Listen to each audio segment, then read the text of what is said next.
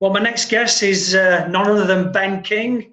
Ben was a former student at Brookhouse College. He's now studying in America. Hi, Ben. How you doing? Yeah, all right, Mick. I'm good. How are you? I'm good, mate. Is that a little bit of an American twang you've got there, son? Nah, never, never. So listen. You were a pupil in our football academy. I remember you very, very well, marauding right back. Mhm. You're now in America. Tell us where you are and what you're doing. So yeah, after Brookhouse, I went to play college football. So they call it soccer, but yeah, college football out there in Tennessee. And I'm sort of doing what I was doing at Brookhouse. We in the morning we have classes, and then in the afternoon we train for a couple of hours. We go to the gym a couple of times a week, and then yeah, we just play normally twice a week, Wednesday and Saturday. That's good. And how are you combining both things, study and soccer? Is it going well? Yeah, it's going well. Like, yeah, we just last year we won the league, which was decent. It was a good, Very good. So you've got a decent side yeah, then. Yeah. What's the yeah. We what? have. We got. Just tell us a little bit about the process of leaving Brookhouse, Ben, and then ending up in America. Yeah, well, to be honest, the process of leaving starts when you're already there. So I remember after I finished my first, after finishing my first year, I was talking to like Rachel, was talking to Sarah, talking to Isfan, just because you've got to plan really in advance. If you know, like I knew I wanted to go to America, and early, sorry, because the process, but the main thing yeah, is just the plan and honestly just research. That's what I did because there's a lot of steps, research we have to do for the NCAA, what you have to do, because there's a lot of little rules as well. So yeah, all I'd say is plan in advance and then have discussions with Rachel, do research online, and just like speak to people like Isfan and yourself because you know what you're talking about. Well, it's nice of you to say so. I've been bluffing my way through this for a long time now, Ben. So, did the college approach you, or did you approach the college? How did that come about? Well, I was lucky in that, like when I did speak to Rachel, she recommended a good agent called John Sparks, and there's loads of good agents out there. Like I said, if you research, you'll find one probably in every city. So what they do, you get that's one important thing as well. You get footage of yourself playing, and your agent will you can do it yourself, but like I thought it'd be best to have an agent because they have a lot of contacts. So you get good game footage, and then you send that out to a load of coaches at a load of schools, and then you get offers back. So I guess I sort of approached the school. Well, I sort of approached America, and then the coaches came back with me, and the one I was at, they came back with a good offer. So I decided to go with that one. It's called Carson-Newman in Tennessee. Yeah, Right. So, tell us what you're studying. I'm doing a psychology degree. Good. And how long is that going to take you to get that degree? I'm gonna, well, American degrees do take 4 years, so normally English degrees are 3 years, but there is ways you can shorten it. So I'm lucky enough that I'm graduating next year, so it's only going to take me 3 years. And where are you staying in terms of? Are you in halls of residence, or you in a house with other Uh, students? so for my first year, it's compulsory that you live on campus, like in dorms, in halls. Yeah. One good thing, which I know is that in your first year you have in a room with someone, which I like because, well, my coach anyway, and I think a lot of schools do it.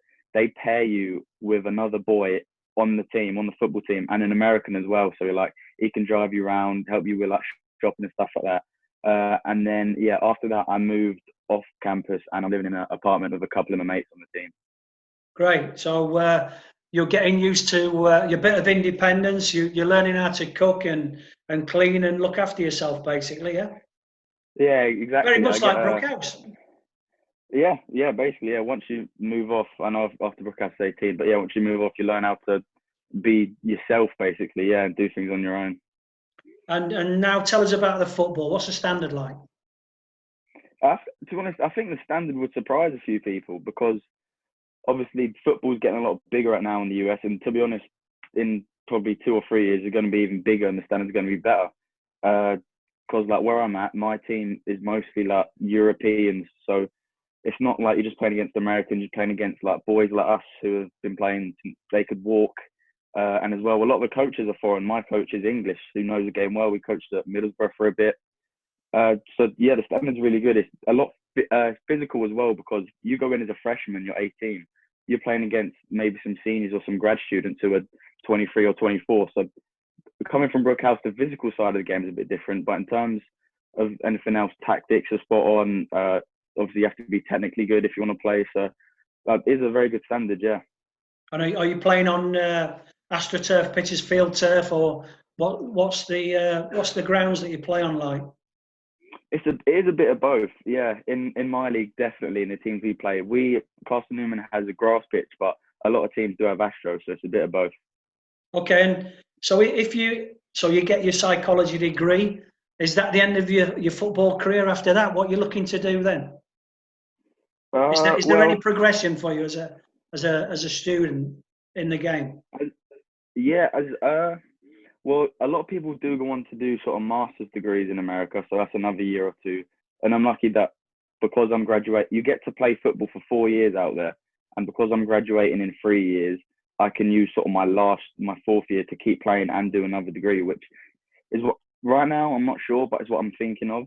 And after that, you can go on to play sort of semi-pro. That's sort of what a few boys go down. But a lot of them as well, like me, a few boys from Europe and stuff, like we come back home, obviously, we got a degree, a decent degree, so we can, try and find a job and then just play semi-pro back here. So you sort of have the best of both worlds, because you've got the option of staying out there and coming home.